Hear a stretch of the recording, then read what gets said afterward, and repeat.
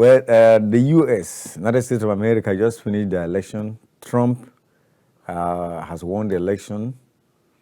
It was clean, credible, and lawyers have no business there because nobody is going to the court to challenge the election. And the atmosphere is calm, cool. That is U.S. for you. Yes. Why can't Nigeria learn from this? Because the way America is run is not the way Nigeria is run. The electoral system in America is localized. Each county has its own electoral body. There is no national body of election in America like you have INEC. Nothing like that. Each state.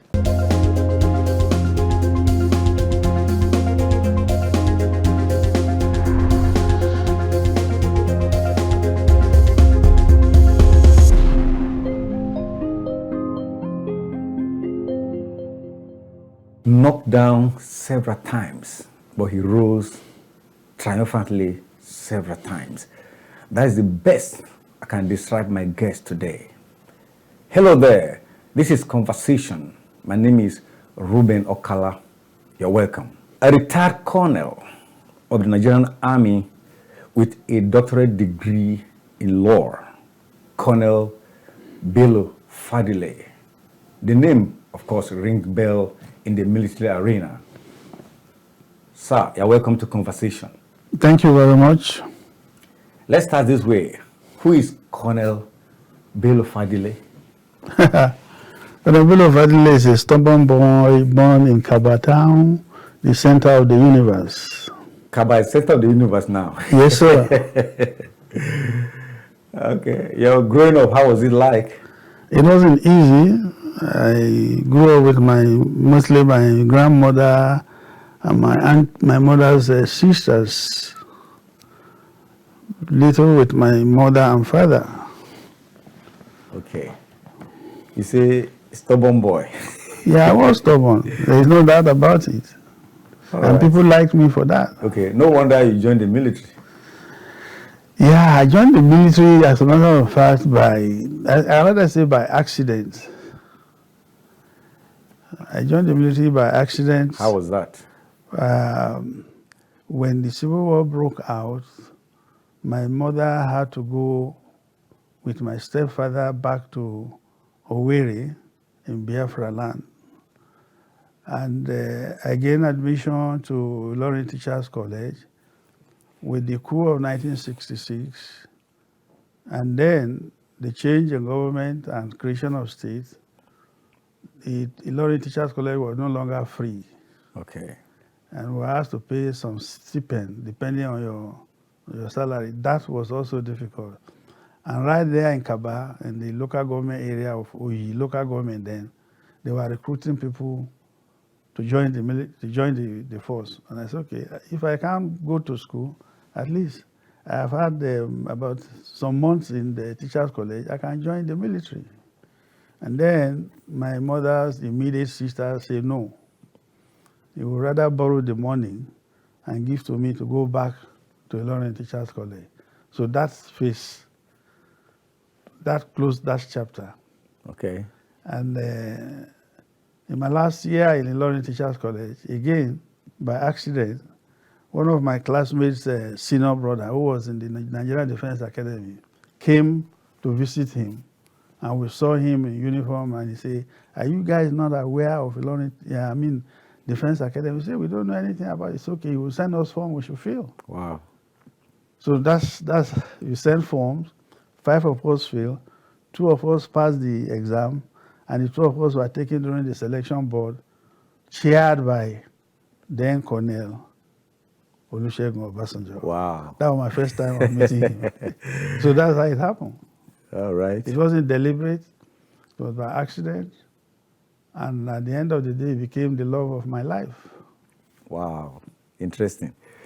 Yeah, Colonel, this interview will be shuttling here and there. So let's fast forward a little bit before we get back again. Your second name should have been Cheater of Death because you have cheated death several times. Correct. Was it divine or just sheer luck? It has to be divine. I don't believe in luck. If you say luck, then you are testing God. I don't believe in luck. I believe in divine intervention. That is my story. That is how it's supposed to be. That plan is meant for me. It cannot be for anybody. Okay. Yes. It shows that you're going to live very long, and I wish you the same. That's God's, if God says so, not me. Okay. My life, like my my uncle said, when I was arrested and they're going to kill me, everybody said, oh, they're going to. He said, no. Tunde's life is in the hand of God. So you should go and beg Abacha. I said, no, he's not begging anybody. He will pray. If it is God's will, he will go. If it is not his will, he will not go. And the prayer worked. And he worked. Unfortunately, I didn't come out to meet him alive to thank him. If actually he gave me another name, Emmanuel. God with us. May he so rest in peace. Amen. Oh. So, yeah, you call Abacha's name. So you were fingered along with other military officers for the coup plot against Abacha government. Tell us more about that. I wouldn't say I was fingered. I wasn't fingered. I was the, according to Munjakwero, he said I was the kingpin. The chairman of the SSIB said, you are the kingpin. Tell us. I said, yeah. But I wasn't planning any coup, so I couldn't have been a kingpin of a coup d'etat. I wasn't. So I declined that assertion. I wasn't planning any coup. We wanted the soldiers to go back to barrack. We wanted to sustain democracy. Okay. Even though some civilians were sabotaging Shonekon's government. You just spoke aloud and they took it as if it's a coup. I didn't speak aloud. I started with General Sani Abacha himself. Okay. He said, oh, why do they hate my government? Why are people shouting my government, my government? I say, well, sir, your government has plenty military. You are the deputy chairman. Somebody just resigned. You took over his place, and then you changed the government setting and brought in soldiers, military. I say, no, that's the issue. First thing is to reduce the soldiers in your cabinet. He said, but General Babangida had more military in the government than he. I said, that was a different setting. Consider how you came in. That was the conversation I had. We said, okay, I said, okay, let me go around and ask the military person themselves whether they want to remain in government or not. So, okay, I should come and brief him what I was doing.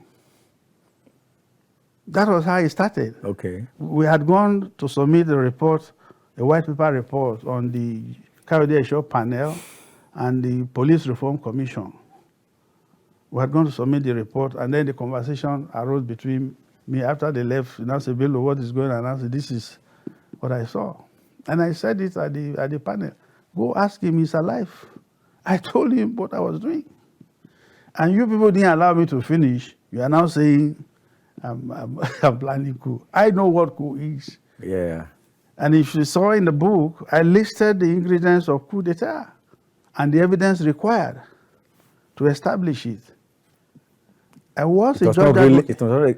Of course, it was not really coup, because in coup, there are things that you must do here and there for it to become a coup. But this one, you're just speaking out. I was asking questions, should we go back to barrack or remain? And they all say we should go back to barrack. I was a judge advocate in a special military tribunal. So I know what it is.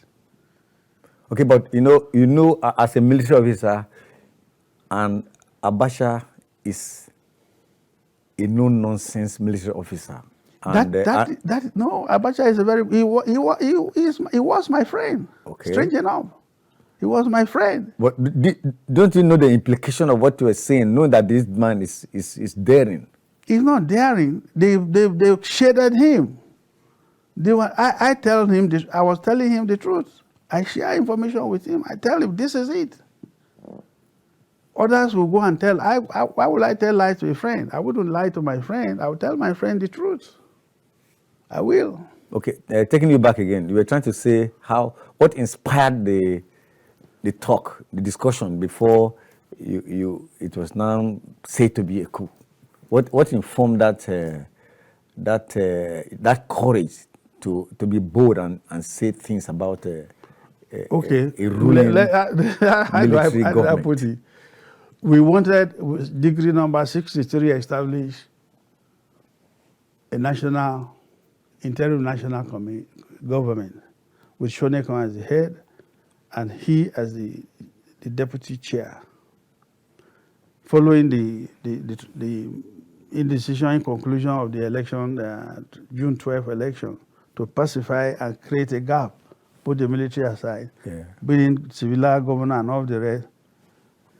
But then even the civilian in the Shonekan's government were sabotaging his government. They were sabotaging his government. So, okay, now you have asked this gentleman to resign. Then, instead of continuing with what Decree 2063 says, you now form a complete military setup. Yeah, exactly. And we say, no, it can't be so. It's not proper. Okay, now, after that episode, it was, first of all, a death sentence after court-martialed. And it was to be firing squad. Later, it was committed to life in prison. And, I wasn't court-martial. That's the wrong. There was a special military tribunal. Yes, okay, court-martial is different from special military tribunal. Okay. Yes, I was not court-martial. Yeah. A lot of journalists use the word I was court-martial. I was never court-martial. Okay. There was a special military tribunal. Okay. Under Decree 2. Yeah, that sentenced you to firing squad. Yes. Later, it was committed to life in prison. Yes. Now and then, you went to Argungu. How was your experience like at the Argungu prison?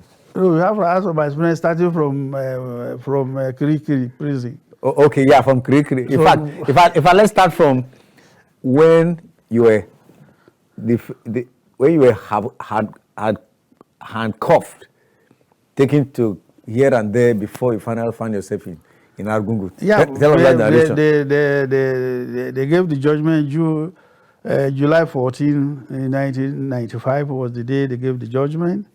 And they say accused number 1, guilty 2, guilty 3. We're face to face. We're face to face with the with the judges. The tribunal. You are sentenced. It's there in that's actually how I started the chapter book. 4. Yes, in chapter 4 I created a drama. What happened in the judge sentence? You, Colonel RSB Bello Fadile, you have been found guilty and condemned to death by firing court. May the Lord have mercy on you. I started laughing. May the Lord have mercy on you. Yes, I was laughing. My God. I said, well, that's what they asked you to say. And you were laughing? Yeah, I was laughing. I said, that's what they asked you to say. That was not the judgment. Because there is no evidence. You have only one witness. You say, what do you have to say? I said, you have only one witness. That's what they told you to say in Abuja. I said it. That's what you are told to write. That's the Abuja judgment. That's not the judgment of this tribunal because there is no evidence before you to establish the crime of treason. Yeah. Crime of treason, possessing arms without this thing, traveling out of Nigeria without permission. I was on leave. I can travel through anywhere I like. They say, well, you traveled through Benin Republic. I was on leave, so I can travel anywhere. Yeah. My service pistol was issued to me by Army. I showed them the ordnance paper that I signed, the number of ammunition I have, which I used when I went to Lebanon. I kept it. So there's no evidence of possession of illegal arms. Treason, you have only one witness. And the evidence has specifically said there must be 2 witnesses to every overt act of the treason. 2 witnesses to each overt act of overwhelming the president of the state. There was none, only one witness. And unfortunately, it's not like a high court and then you cannot appeal. Yeah, you can appeal to the Armed Forces Ruling Council then, I don't know, Provisional Ruling Council. Okay. You could appeal to them, which they say we should do. This is what you are asked to write. Who am I appealing to? And it took them 3 months. 3 months. Before they could reach a decision, what to do or what not to do. Whereas Abacha has told me that he will not kill me, but he will punish me. How did he tell you that? He sent message to me. Okay. Through Justice Caribou. Yes. Personal message to you. That's right. That he will not kill you, but He will punish you. Yes, for working with people who want to overthrow his government. Okay. Yeah, I can now say that the man has a soft heart. He's my friend. Okay. I don't hide. If anything is wrong, I tell him. Inside of him, he knew that it was not really a coup, but they just wanted to blackmail you. What he said is they told him that I was coordinating those who want to overthrow his government. Okay. So he now say go and investigate. He told Caribbean White, okay, if he doesn't ask them to go and investigate, if anything happens, they will say, oh, God will warn you. Now, in the process of investigation, they know me, I know them. The first thing they did was to post me out of Defense Intelligence Agency and made me Director of Army Legal Services and sent people to me. And the interesting thing is, because there's no way I had defended people charged for treason. As a lawyer. I have prosecuted. I have been a judge advocate in a treason trial of Gideon Oka. I was a judge advocate. Okay. I freed some people because the evidence was not. I freed them. They set them again. Some of them were free. I gave 2 examples of a general that I freed. Just because somebody released him from Gadru, does that make him a part of the people? No. And I put it there, and it was accepted. So I know what it is to plan coup. I know the evidence required. And there was none in my case. Then they started coaching the witnesses to ask for money. When are you meeting? When is the final day? When is this? Send girls to me, to my party. And all the rest of them. And he wrote it in his statement. Okay. Black and white. He was coached to ask me these things. So how then can you now say only one witness? The only witness you said this is what you asked me to ask Bello Fadile. And I asked him, he said no. I said, I'm not giving anybody money. I want you to go back to Bara. Why should I give you money to go back to Bara? I'm not going to be anything. We just want an interim government that will stabilize the country and take us off the mess. That's right. That we have been pushed in by civilians. That is the truth. Do you have any, in the whole scenario, do you have any regrets? For what? I told you, this is my job. This is what God said I should. In my own mind, this is the plan. Otherwise, people didn't say half of what I did, and they were taken off. I had no regret for whatever I did. I wasn't doing it for myself. I wasn't doing it for money. I was not. My closeness to Abacha, I said, Guazo is still alive. His ADC is still alive. Sani, any money I want, they should give me. Not that he sent, 3 of us were there. Guazo is still alive in Kano. So I never asked for any money. I lived in the barrack till I was arrested. I had no house anywhere until I was arrested. Describe to us the Nigerian military of those days. The Nigerian military of those days, they look after their brothers and sisters. It doesn't matter where you come from. It does not matter. How can I have it from Kaba? I have a twin brother in Sokoto. How do you explain that? Yeah. That is the military. Then, that's what we used to know. I eat anywhere. I go to the mess, I drink my water or Coca-Cola. Then when I was still drinking Coca-Cola, it was a very disciplined military. Respect for everybody. There is mutual respect. Not just respecting the senior. The senior also respect the junior. That's right. We say it as it is. You may not like it. That's what we had. I don't know what it is now. About NineLives, your memoir, for the benefit of the viewers, how will you describe the book? Yeah. Like I said, if not for God, I wouldn't be here sitting down and talking. There's more than 9 incidents of near death in my life that I can recount. The first one being at the Ilorin Teachers College. I was the goalkeeper. Okay. We were playing against the government technical school, our next door neighbor. And they played the ball. I think I jumped up and my head hit the pole. Oh my A goodness. young officer, 17-year-old, I don't know how old I was there. You must have dived up. I jumped up to catch the ball. Of course, my head My hit goodness. the pole. The next thing, I was in the hospital. Wow. I survived. A similar incident also happened in Nigerian Defense Academy. I was the goalkeeper for my company, Dalet Company. We were playing inter-company house at Police College in Kaduna. A similar thing happened. The next thing where I found myself was in the hospital. Wow. More. You want more? Because people want to know why you are called Nine Lives. Cat with 9 lives. Yes. The most interesting one, somebody says law. I said, no, I don't believe in law. Was the Ejigbo disaster, the Charlie 130 of 19 you were to be in that flight, but I was missed the directing staff at the Command and Staff College, Jaji. We brought our students for naval tour. After we finished, we were supposed to go back on a Saturday. So on a Friday afternoon, I had worked with Kumasi. He was then the deputy IG. I had worked with him on the killing of one of our officers. So we became friendly. So I went back to see him. Sir, I'm going back on tomorrow. So I just said to come and say hello. Sir, but you have your children here? I said, yes, because my wife had gone overseas training and left my children behind. So he said, what, are you teaching? I said, I'm not teaching this week. He said, hey, why do you want to go? Stay back with your children and then buy tickets during the week and go. He gave me 1,000 naira. Now, how do you explain that? From nowhere, I had packed my load ready to go on Saturday. And then here somebody gave me 1,000 naira. The most thing people will do is to put this money in pocket and go with your free transport. But I didn't do that.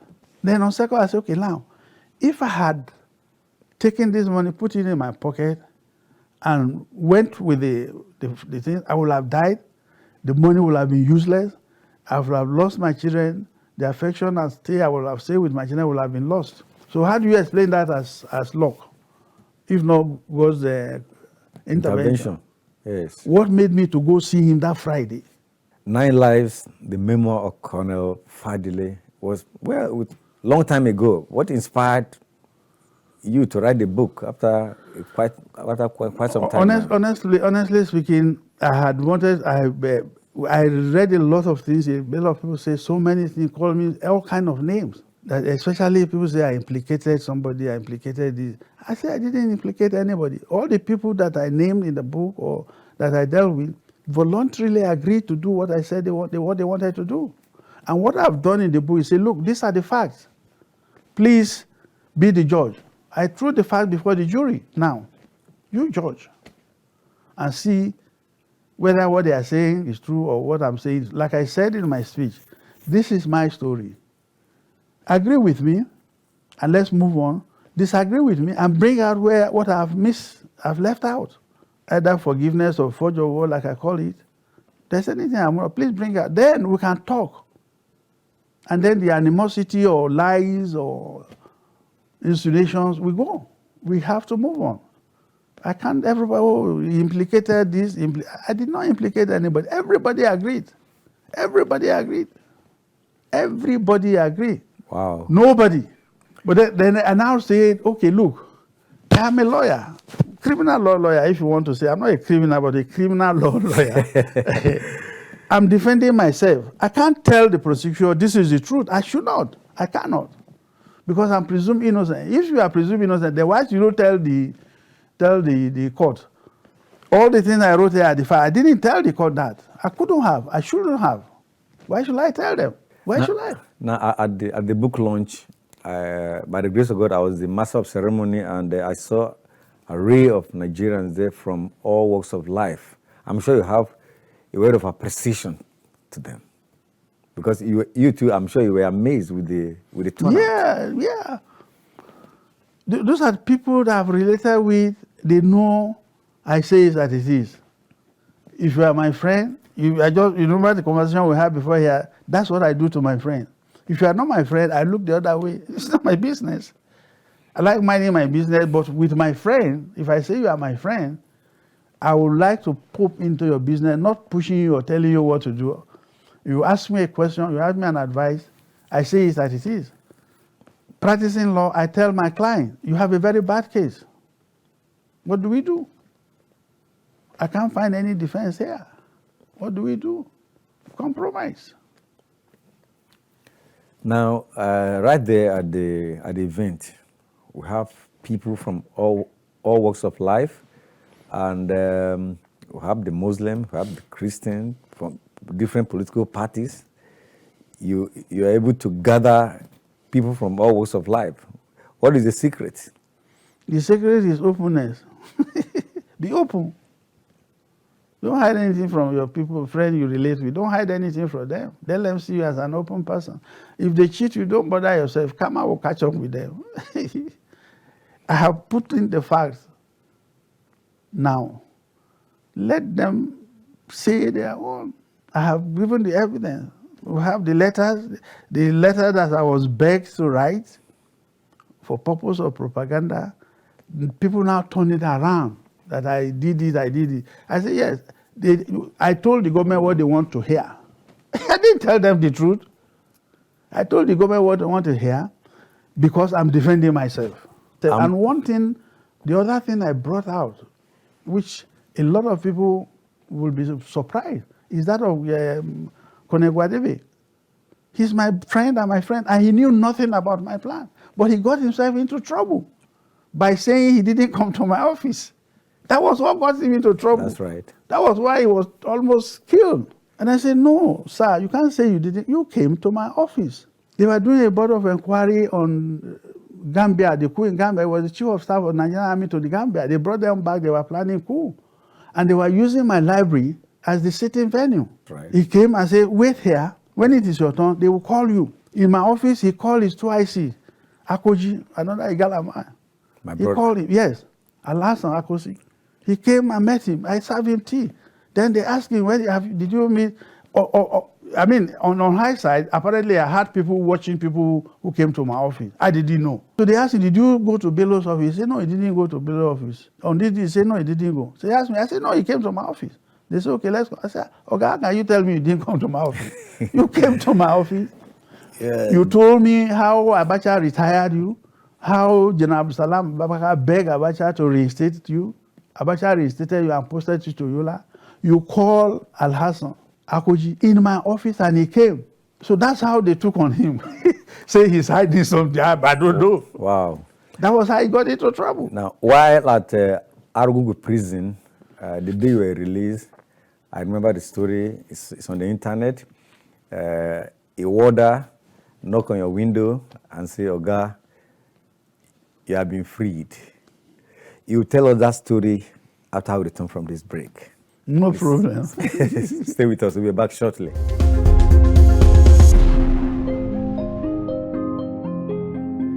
Welcome back to Conversation.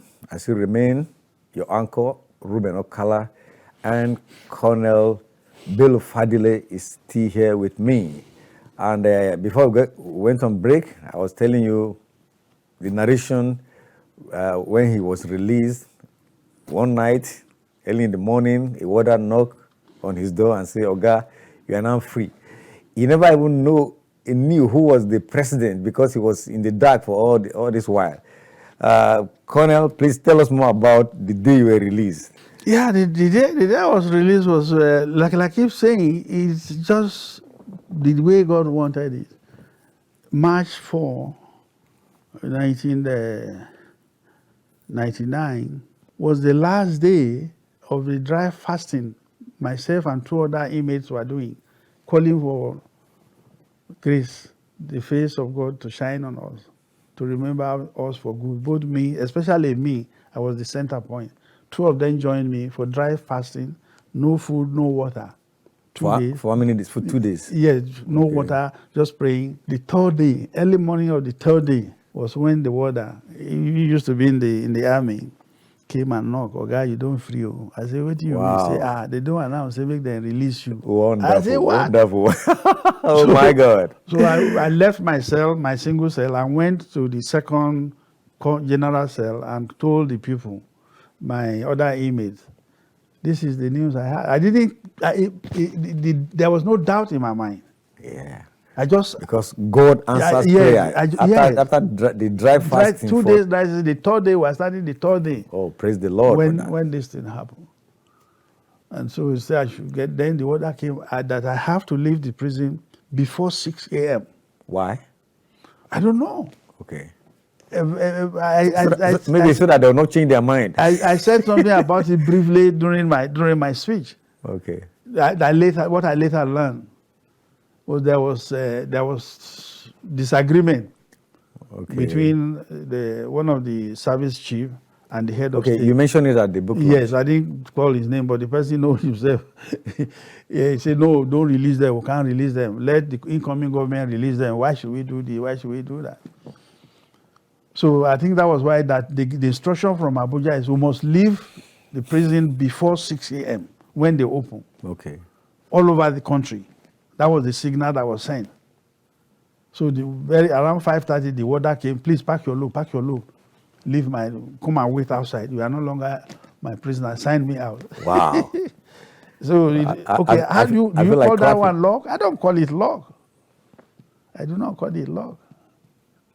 And then, how did you leave the prison? Well, I have a cousin in town.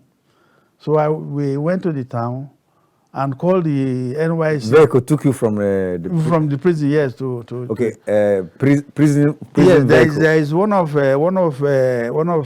my twin brothers, Malam, in Sokoto, that were always coming to look after me. So we called him. Okay.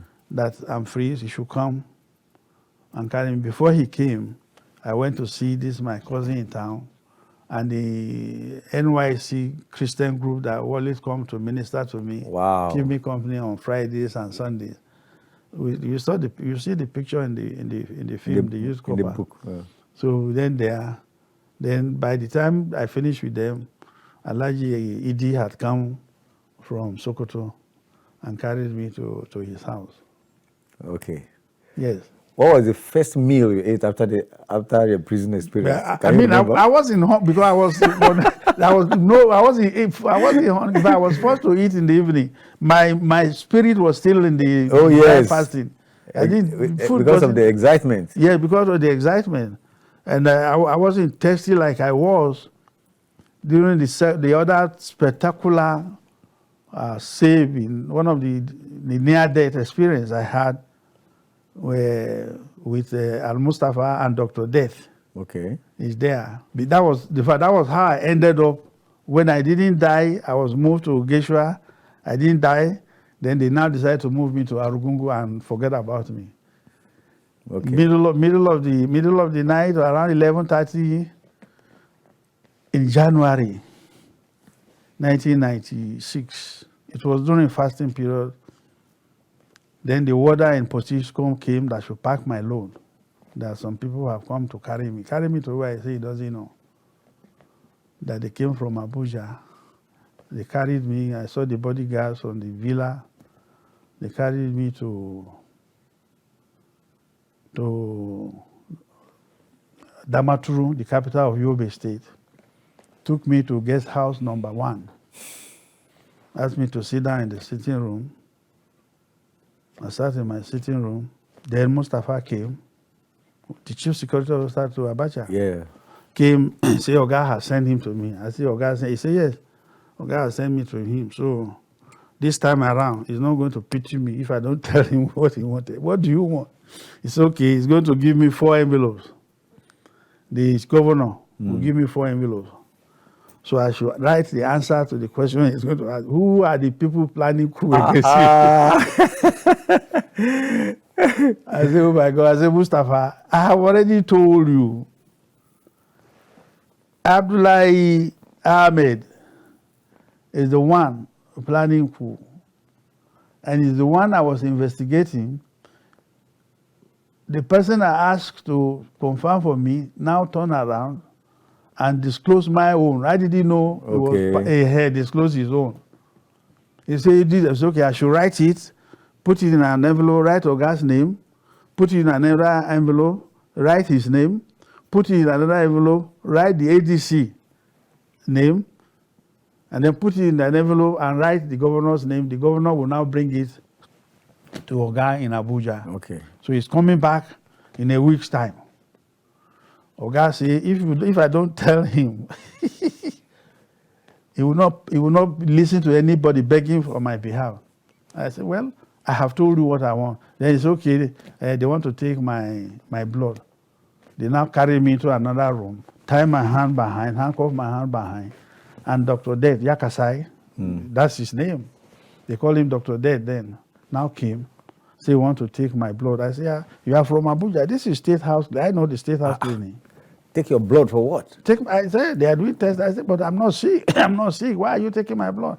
Then I said, you are injecting me with something. You are not taking my blood. Exactly. Said, no, how do you took my handcuff in a chair? If you are taking my blood, take my blood. Why are you handcuffing me? So that's what happened. I said, but then I didn't know his name. But they call him Dr. Dead. It's Dr. Yakasai. He's not. He says he's not a professor of ONG in Kano. I said, you are injecting me. And the moment I said that, I feel thirsty. My throat was dry. After he has injected it and then pulled some useless thing, whatever it is. So I feel thirsty. And I demanded for water. They brought the water. I said, no, don't open it for him. Then I started singing.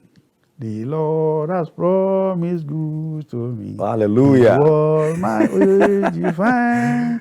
He will my shield as long as life endure. Oh my. That verse just came in spontaneously. Yes. Hallelujah. I'm happy to hear this. And I just learned that grace, amazing grace, in Potiskum prison. That verse 3 just came in. Yeah, okay. The Lord has promised good to me. His word, my shade, secure. He will be my shade as long as life endure. And then the dryness disappeared. Colonel NineLives. That is one of the. I was alone in the hands of the bodyguard. Nobody, just me and them. No water followed me to ask you. Then from there, it's okay. When we get to the road, they should give me water to drink. Of course, I didn't need the water again. Yeah. They took me straight to Geshua prison.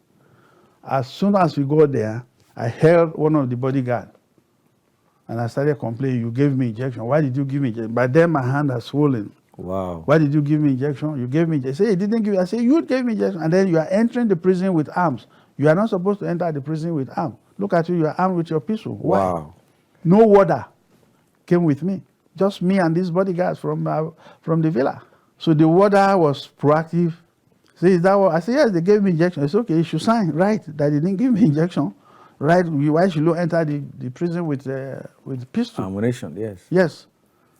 So he now called his dispenser, the medical officer there. They went and bought some drugs and everything and gave me injection. Then the swelling subsided.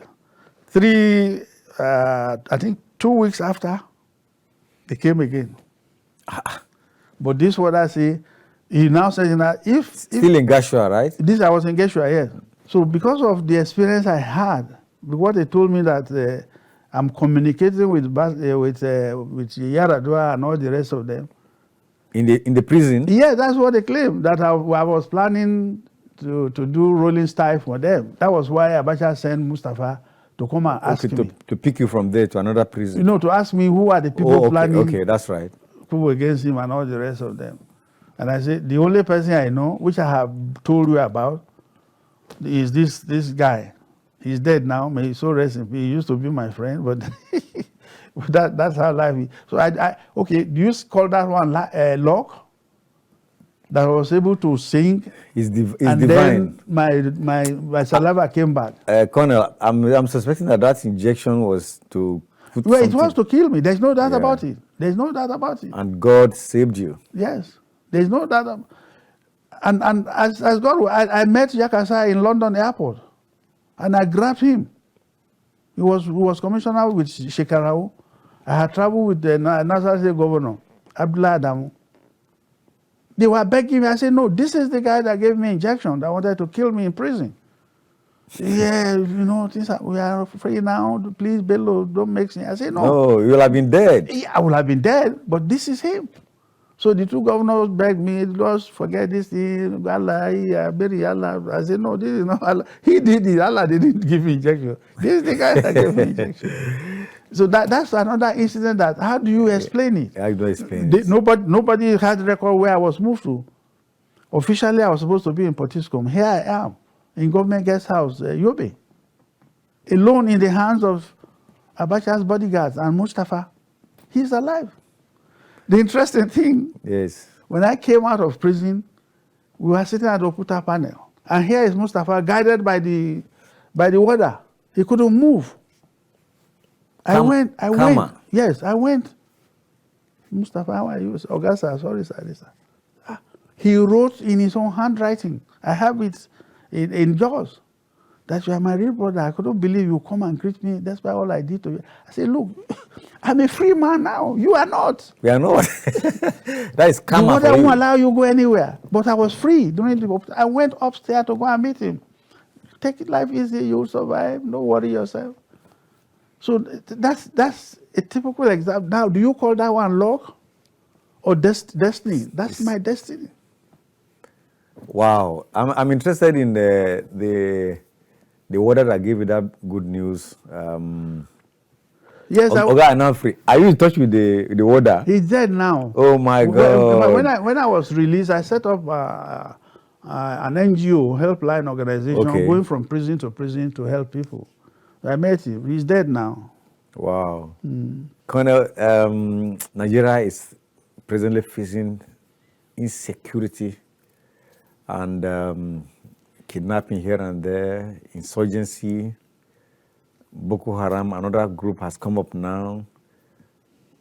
I'm wondering where we are going to. You are a military officer.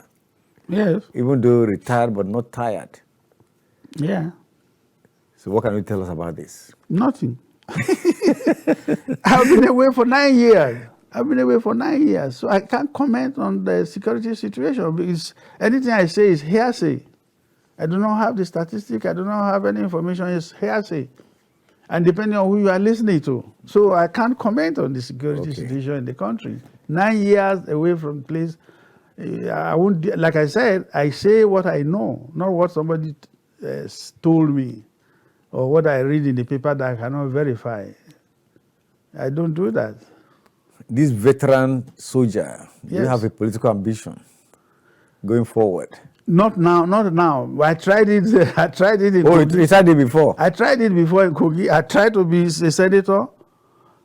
The elders, the so-called elders, say, "Oh, Bello, no, you can't do it because your Kaba has produced senator." I said, "Which Kaba produced senator?" The senator was for the current five local government, Uyi local government, and it was for 3 months. So how can you not say Kaba has produced? I was forced to step down for Adeyemi Smart. I was forced by the so-called elders. The so-called elders politicians, they are the problem.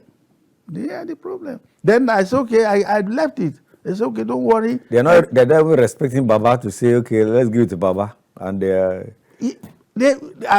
look, I said, okay, fine. I mean, I don't struggle for things. That's one thing of my life. I want this, say, no, I leave you, you go your way. So I left him. Then the governorship. I went around the whole state ready again for PDP. The day of the primary, we all assembled in the Lord. They say governor wants to see all the governorship aspirants. We read there, I say, well, gentlemen, I have chosen my governor and his deputy.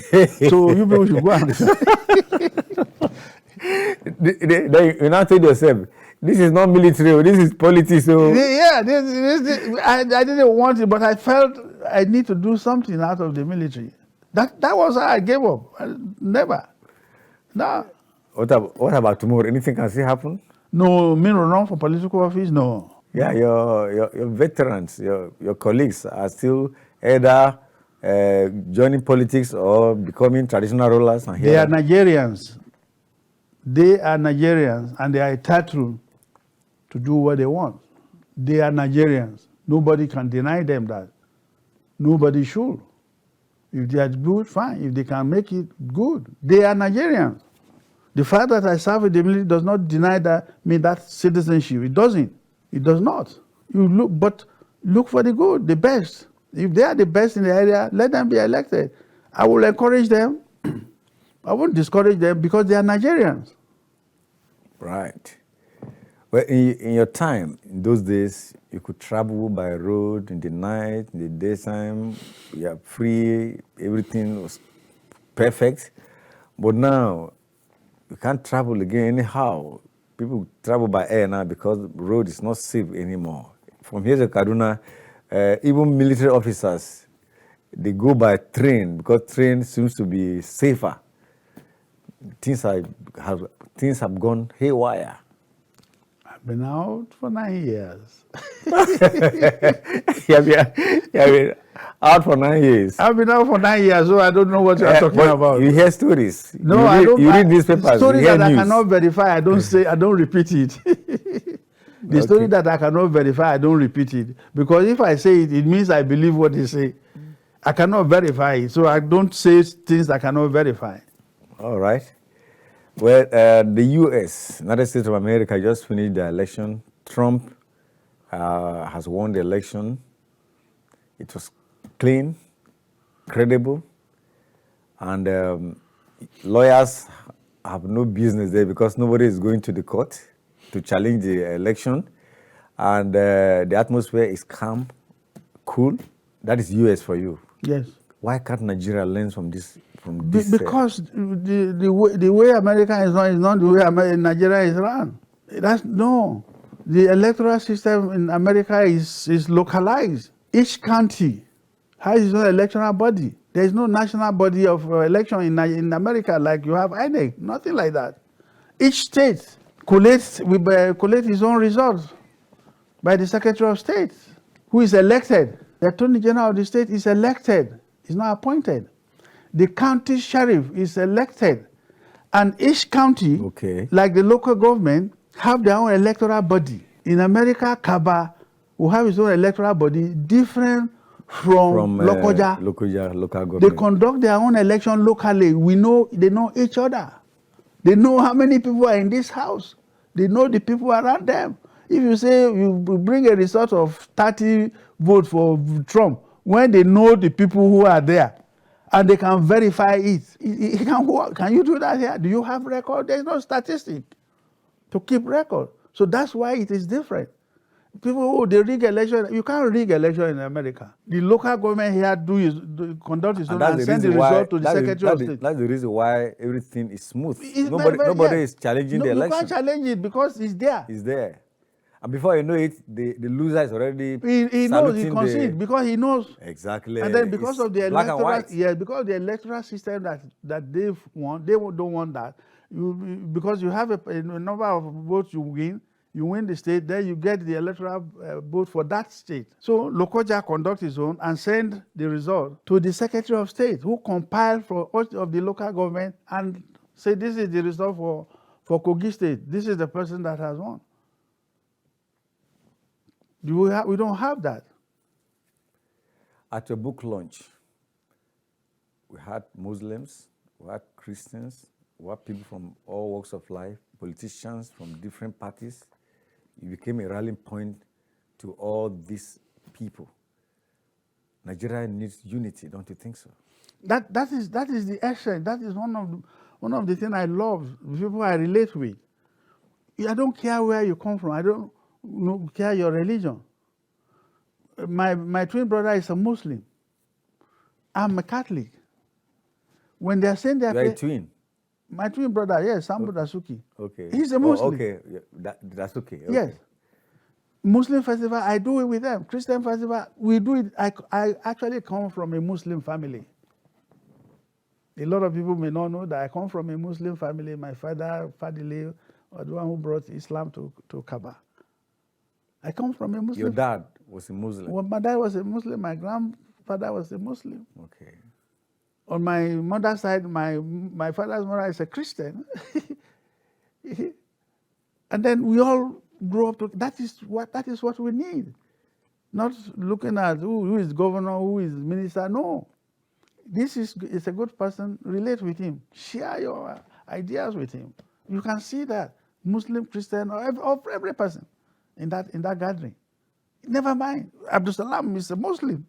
Jonah Onayeko is a Christian. They were all there. They were all there. Yeah. Kazil, General Awal Kazil is a Muslim.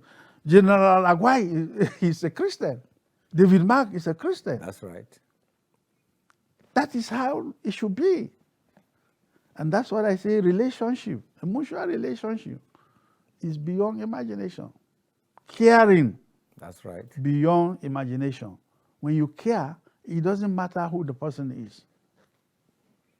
That's the missing word, caring. That's the Nigeria we're looking up to. That's caring, yeah, once we become caring, beyond imagination. Nigeria. Yes. That's right. That's what we need. Now, NineLives, Memoir by Colonel Bello Fadile. What is the central message of that book? The central message in that book is the military is a rallying point for the unity of this country. They don't have to be in government to do that.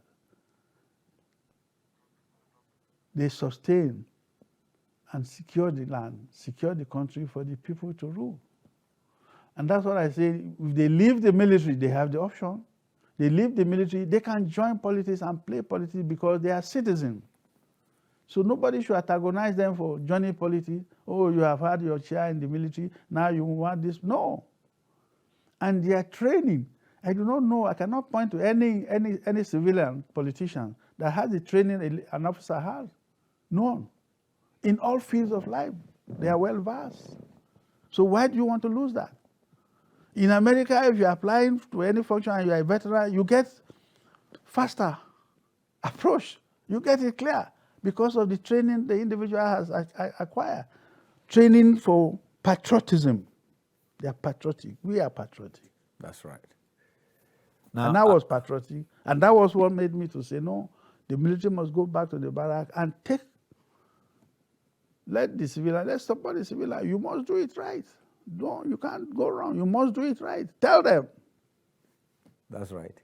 As we try to wind down, let me ask, if we gather in a hall, Muslims are there, Christians there, politicians from different all walks of life, children there, men, everybody gather in a room, Nigerians, and you are giving a microphone to address them, what will you say? Hold your hand and hold fast. Don't give up. Hold your hand and don't give up. Seek for the truth. Because with the truth, everybody, okay, he's not lying. You get on fine. The truth will set you free. The truth will set you free. And like the Holy Book says, whoever the Son of Man has set free is free indeed. Free indeed. You are freed in Argungu by General Absalam Abubakar. Yes. And you owe him that... Not just me, all of us owe him. All of us, yeah, of course, all of us owe him because of that singular act, freeing you from prison, even though he will have just left you for the incoming administration to do that, but he went out of his way to do that. And Colonel Bello Fadile was freed. Indeed. March 4, 1999. Yes. That's right. Well, I've been talking to a man who has cheated death several times. He was brought down, but he got up. And that is a lesson for all of us. Before we go, let me once again thank you for coming on the program, Conversation on Captain TV. Thank you for coming. It's my pleasure. Well, it's on this note, we want to draw the curtain on the program this week. We'll be back again next week for another interesting edition. I'm sure you really enjoyed this program, no doubt about it. My name is Reuben Okala, signing off now. Bye.